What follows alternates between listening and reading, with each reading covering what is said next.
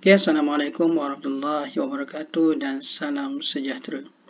Okay, untuk video ini, cikgu akan bincangkan mengenai jawapan bagi soalan P4S semester 2 sesi 2022-2023 bab 2 dan bab 3.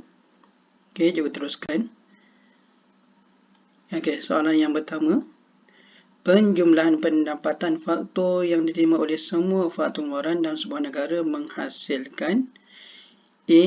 Keluaran negara kasar kos faktor, B. Keluaran negara bersih kos faktor, C. Keluaran dalam negara kasar kos faktor, dan D. Keluaran dalam negara kasar harga pasar lah. Okay, jadi yang ni kita dah belajar daripada awal hari tu lagi. Daripada awal bab 2 kita dah belajar maksud definisi pendapatan negara, definisi KDNK dan definisi KNK. Sebab dalam pilihan jawapan tu ada KNK, ada KDNK. Okay, jadi cuma kat situ berdasarkan soalan dia beritahu penjumlahan, itu menjumlahkan pendapatan faktor yang diterima oleh semua faktor pengeluaran. Okay, jadi ini sebenarnya lebih kepada definisi pengiraan pendapatan negara melalui kaedah pendapatan. Kita tengok kat situ menjumlahkan pendapatan yang diterima oleh semua faktor pengeluaran atau sumber ekonomi yang wujud dalam ekonomi. Jadi kat situ jawapannya adalah B. Okay. Jadi tak kisahlah sama ada KDNK, KNK ataupun KN. Cuma kita pasti kaedah pendapatan kita tambahkan semua item dia iaitu upah dan gaji, sewa, bunga bersih, untung syarikat dan juga satu lagi item cikgu lupa. So mesti dapat KNBKF. Jadi itu sebab itulah jawapannya adalah KNBKF. Okay, soalan yang kedua. Okay, perbezaan antara KDNK dengan KNK ialah, okay, di sini kita ingat balik, kita dah belajar sebelum ni dari segi proses penukaran KDNK-HP kepada KNK-HP ataupun KNK-HP kepada KNK-KF ataupun KNK-KF kepada KNB-KF. Jadi kat situ dia nak beza KDNK dengan KNK, jadi pilihan kita tu ada yang atas sekali lah, iaitu ia dibezakan oleh pendapatan faktor bersih luar negeri. Maka jawapannya adalah D. Okey, bagi soalan yang ketiga. Butiran yang diambil kira dalam penghitungan pendapatan negara menggunakan kaedah pendapatan ialah.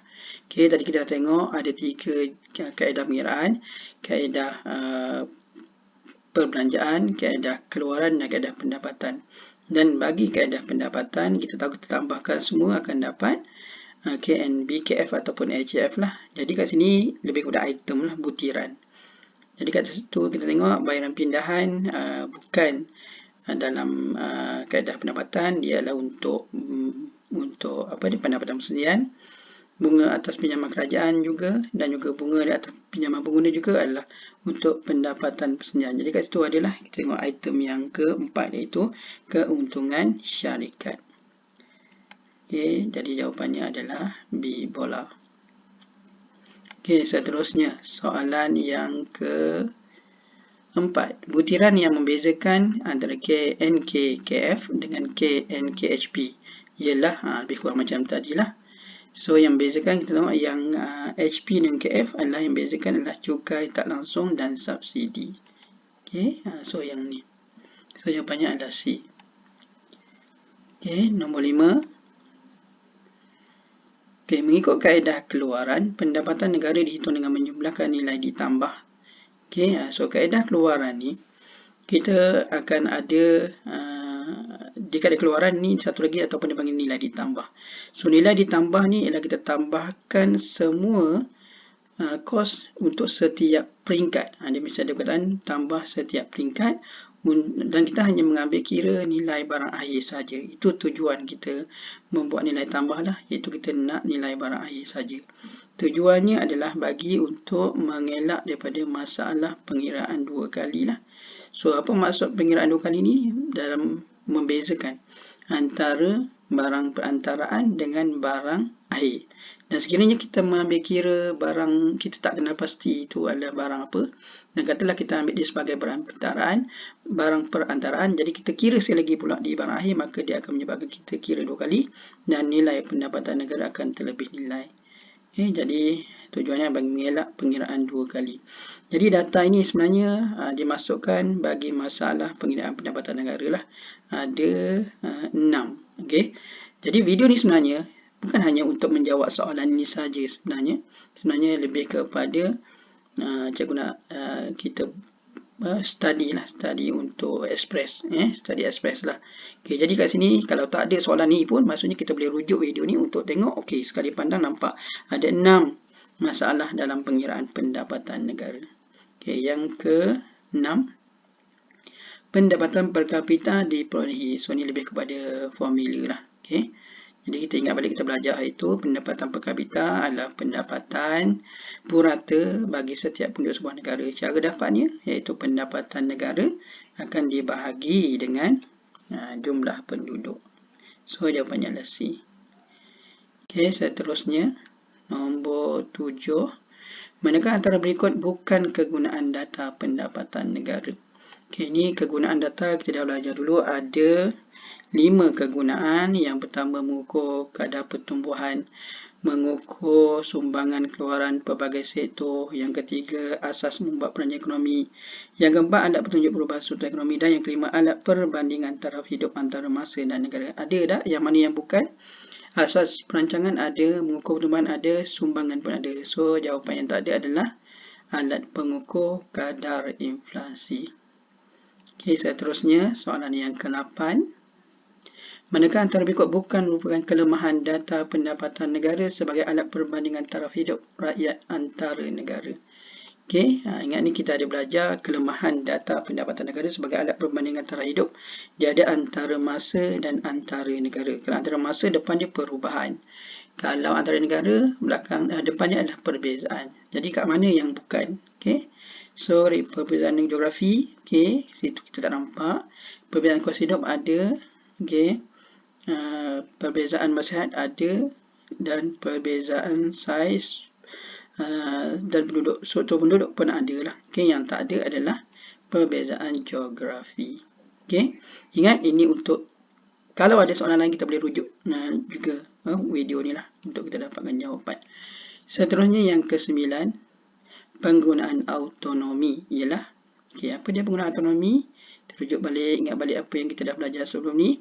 So, penggunaan autonomi kat situ iaitu penggunaan autonomi perbelanjaan isi rumah pada ketika pendapatan sama dengan kosong ataupun penggunaan yang tidak dipengaruhi pendapatan boleh guna. So, ada tak pada pilihan jawapan?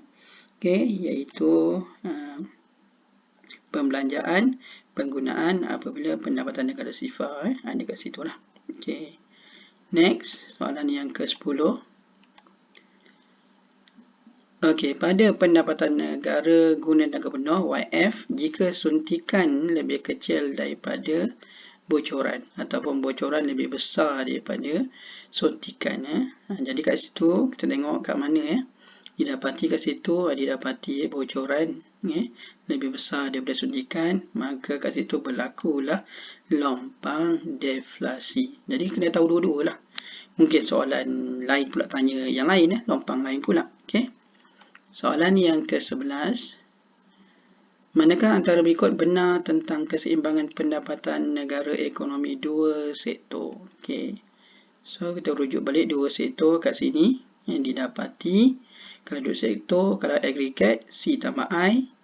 Kalau suntikan bocoran S sama dengan I ataupun I sama dengan S lah. Okey, jadi kat mana tu ada tak pula? A, pelaburan melebihi tabungan, pelaburan sama dengan tabungan. Okey. Dan D, pelaburan sama dengan, yang ada perkataan sama dengan tu dah betul dah, antara B dengan D lah. Tapi yang mana lagi tepat?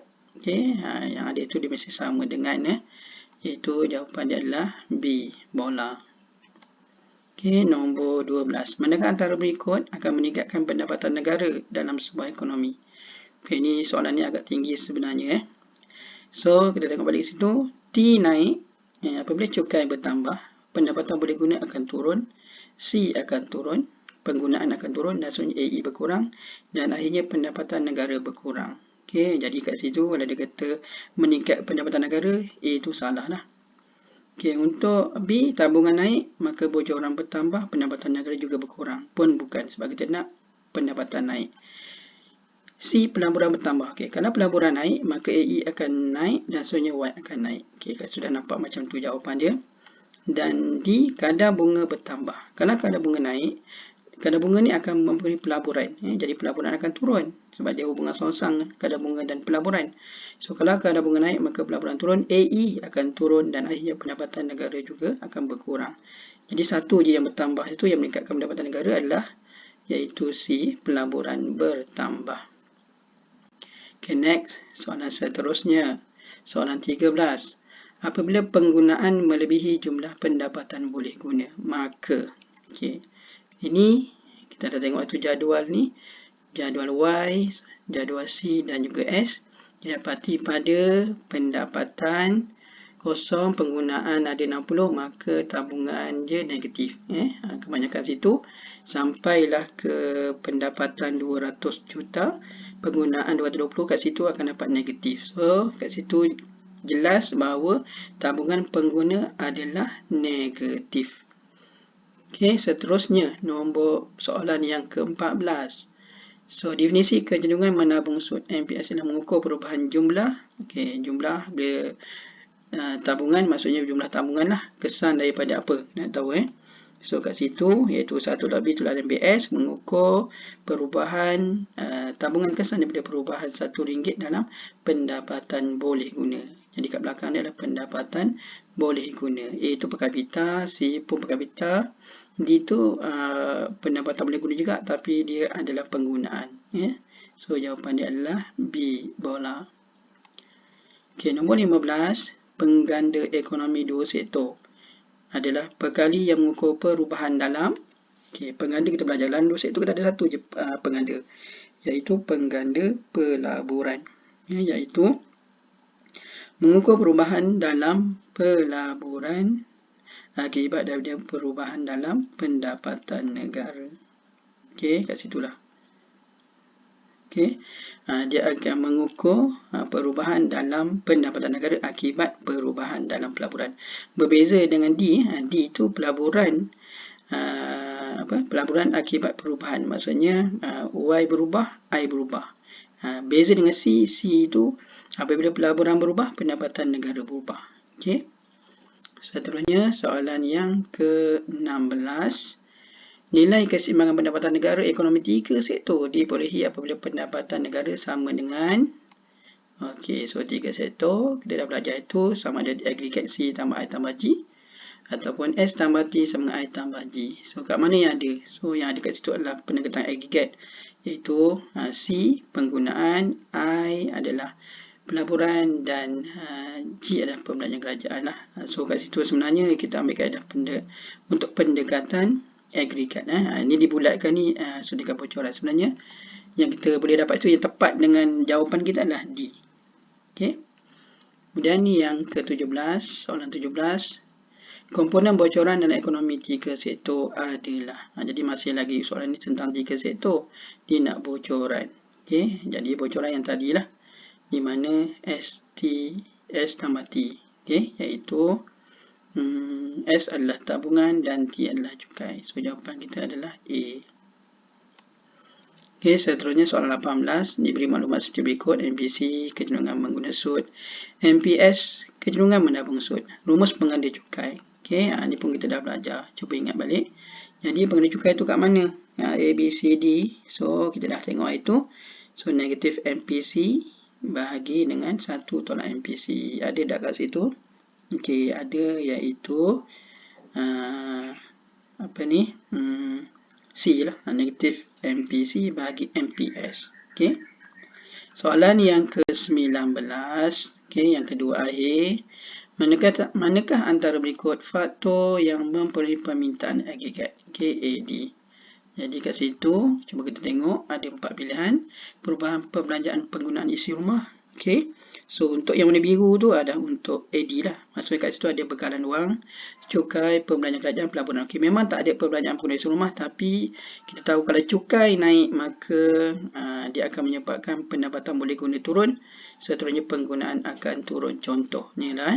Jadi kat situ betul penggunaan isi rumah tu masih lagi faktor yang mempengaruhi AD. Cuma dia tak direct seperti yang ada dalam kita punya gambar ni lah. KB perubahan pelaburan ada cukai. Yang pertama tadi lah. A tu untuk cukai. B tu adalah untuk pelaburan. Dan C tu adalah untuk perbelanjaan kerajaan. Dan D tu berada di sebelah yang merah. Sebelah aggregate. Penawaran aggregate. Jadi yang bukan dia nak AD adalah jawapannya adalah untuk D, perubahan tingkat upah buruh. Okey, so jangan tengok untuk soalan ni saja. Kaji untuk soalan-soalan lain yang boleh ditanya tentang faktor ini. Okey, dan yang terakhir, soalan yang ke-20, kelok penawaran aggregate AS menunjukkan hubungan antara tingkat harga umum dengan, okey, ni soalan simple sangatlah, nak tahu paksi menegak apa, paksi mendata apa. Jadi kelok penawaran aggregate menunjukkan hubungan positif antara tingkat harga umum dengan, okey, kat bawah tu ada YN benar, bermaksud pendapatan negara benar. Hanya nak tahu dari segi kelok aja.